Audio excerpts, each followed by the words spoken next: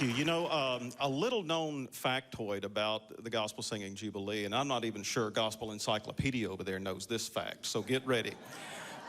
When the syndication company that was syndicating the program into all the major markets across the country, when they would go in and sell the program into those markets, one thing they would not use were the ratings. And the reason why is that the ratings were so high, they felt like the advertisers would never believe them. So they would not use the ratings. What those ratings showed, though, is that millions of households across the country were orienting their Sunday mornings around getting ready for church while they watched the Gospel Singing Jubilee. So for the 18 years it was on the air, it was a lot more than just a television program. It was a bona fide part of American culture. And the man who dreamed it all up and who started it, you know, he's considered a luminary for many reasons. He's a former president and director emeritus of the Gospel Music Association, twice inducted into the Gospel Music Hall of Fame as an individual and as a member of the Florida Boys, 30-plus year president of the National Quartet Convention, and the list goes on. But many regard his most impactful contribution to gospel music was his work with the Gospel Singing Jubilee. And the reason why, and it was mentioned before, many of the artists that we regard now as legacy artists, many of the songs that we regard now as all-time classics, those artists and those songs achieved that status because they were heard by that massive national audience on the Gospel Singing Jubilee.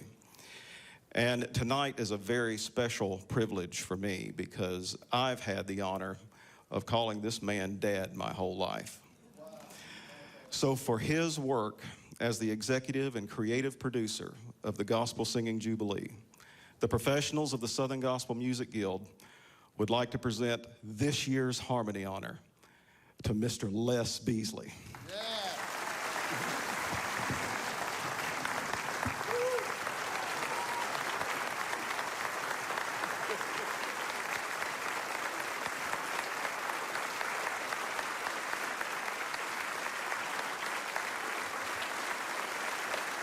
Thank you. Thank you so much. I do appreciate it.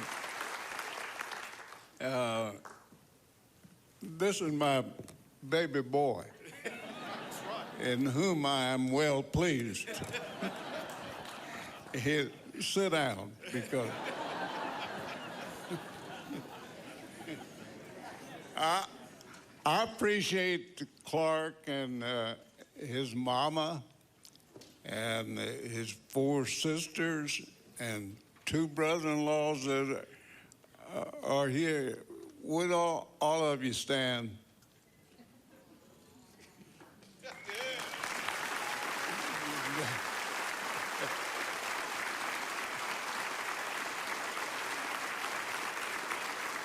I appreciate them so very much.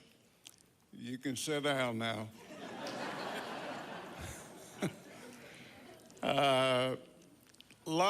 I accept this in honor of a lot of folks that made the Jubilee possible.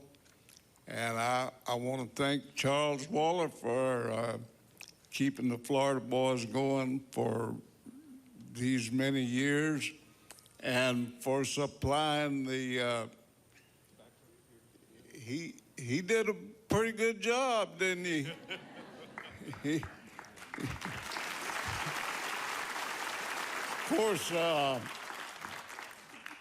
the original signs were kind of like me. They lost their luster. And like the lady that was making me up, she gave up. I love you.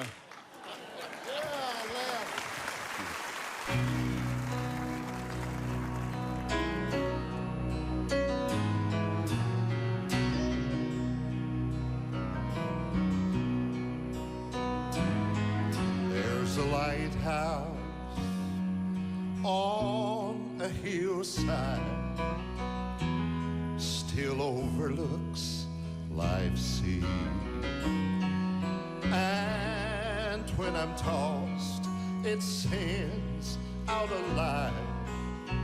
It's a light that I might see, and the light that shines in the darkness now, it will safely lead me on. But I know if it wasn't for that old lighthouse, I know my ship would sail no more. Now everybody that lives around us, all around us, they say, why don't you go on and just tear that old lighthouse down? We all know the big ships, why ain't none of them sail by this way anymore? And I just can't see no use in that old thing standing round. But then my mind goes back to that stormy night, when just in time, thank God I saw the light. Don't you know it was the light from that old lighthouse? No, something else, it still stands up there on the hill. And I thank God for my old lighthouse. I still owe my life to him. Sing it with me, church. Jesus is that old lighthouse, and from the rocks of sin, he has shone his light around, all around me. Now I can clearly see. But if it wasn't for that old lighthouse, where? How many remember when the Lord saved you? Come on, sing it now. I thank God for my lighthouse. Every day I still owe it all to him.